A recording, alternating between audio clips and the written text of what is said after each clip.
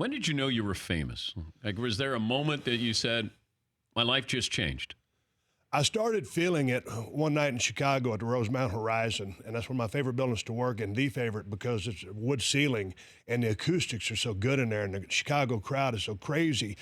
And anytime you do something, I mean, you're listening to that crowd, and if you're not listening to that crowd, you're doing it wrong, because everything you do to elicit a response. Based on that response, you respond accordingly. And man, when you hit the gas pedal in that building and they give you that feedback, you know exactly where you're going. So it was one night we were in a tag match, and I started really feeling the energy from that crowd responding to everything I did. I said, hey, man, this is coming on. And to answer your famous question, I never even really considered that. You know, I never thought about it. But did you guys, women, like crazy, you guys are out there basically naked performing. You're performers, you're stars, you're worldwide. Like, they camping out at hotels waiting for you? How crazy did it get when you were single? Well, I've been married 4 times. Did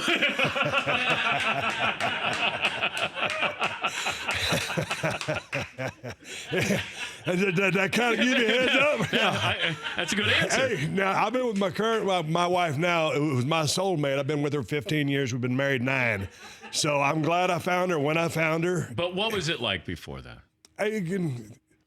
It's like, man, I heard you talking about golf. I heard you all the sports you talk about. It's everywhere. You know what I mean?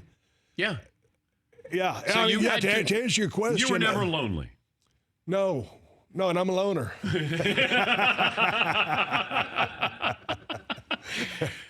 That would be because you're going into a different city. You're like a band. Yes. Like you guys, you're rock stars.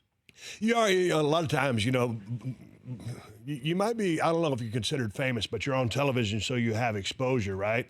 But, you know, most of the time, you know, before you make it big, I mean, you got 3, 4, or 5 guys crammed in a rental car so you can all split gas. You know, got 3 or 4 guys in a hotel room splitting beds. Low guy on the totem pole or the guy with the least experience is sleeping on the floor. And, you know, so you have exposure, but you're not really famous. And then, you know, I guess it looks glorious on TV, but the lifestyle in and of itself is kind of like, you know, just caveman express.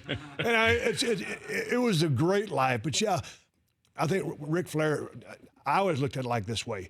You live 3 lives in one body. On one hand, you're a professional athlete because you train like one and you work like one in the ring.